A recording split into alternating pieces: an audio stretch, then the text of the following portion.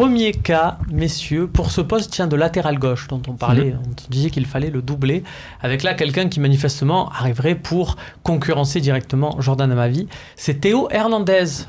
Le nom vous parle forcément, c'est le petit frère de Lucas Hernandez de l'Atlético Madrid. Ouais.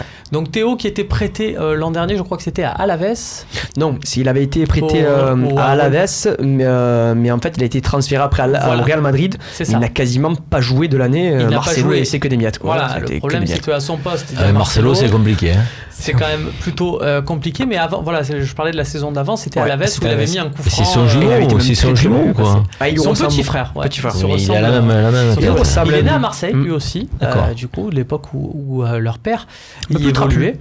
Il est un peu plus trapu, le petit frère, que le grand. Voilà, il a quasiment pas joué au Real Madrid. Bon, en même temps, Marcelo, ça va être compliqué. On pourrait même mettre Vicente Lizarazu au sommet de sa forme. Donc c'est un garçon quoi, qui est sur le marché aujourd'hui. Qui est sur le marché, on en parle beaucoup à la Real Sociedad. Je l'ai vu, ouais.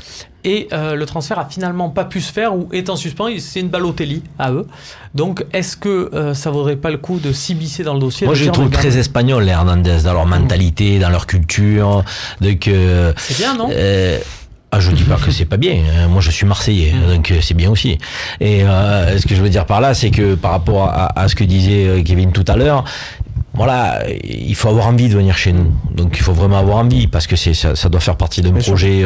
Tu veux dire qu'un mec qui joue au Real Madrid, il arrive à l'OM, il arrive avec une certaine forme de confiance parce qu'il se dit bon ben je viens quand même du Real donc forcément c'est peut-être il va mettre un petit temps avant de vraiment comprendre. Faut qu'il vienne parce que l'OM le fait vibrer.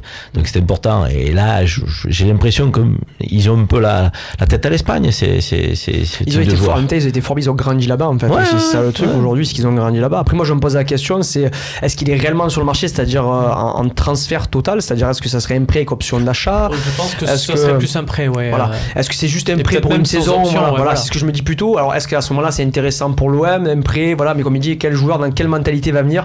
Moi je suis pas très fan des prêts. Alors c'est pas une façon, mais j'ai jamais été trop fan juste du prêt pour une saison comme ça. Surtout pour un poste de latéral. En fait, avec une option d'achat c'est déjà différent, c'est-à-dire que le gars. Je te rappelle quand même qu'un club comme par exemple l'Atlético Madrid s'est construit avec les prêts des Thibaut Courtois, il leur a fait énormément bien. Ça peut arriver comme ça. Je dis c'est pas une fin en soi dans le sens où j'ai du mal vraiment à me positionner sur ce type de transfert. Mais des prêts pour des joueurs décisifs, oui.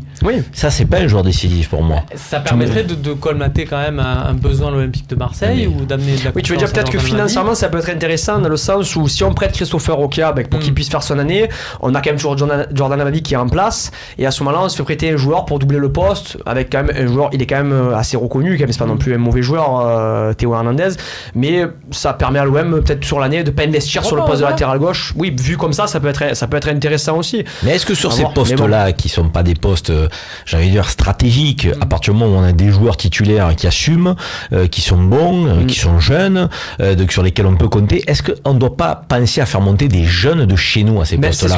Je veux dire, plutôt que d'aller chercher des jeunes d'ailleurs.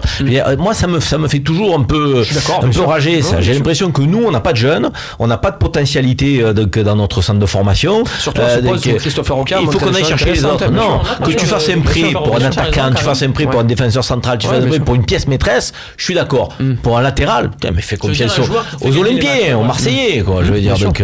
C'est pour ça qu'on est toujours sur Christopher Roca, on ne sait pas s'il faut le prêter ou est-ce qu'il pourrait déjà faire la doublure, on ne sait pas. On le mettait dans un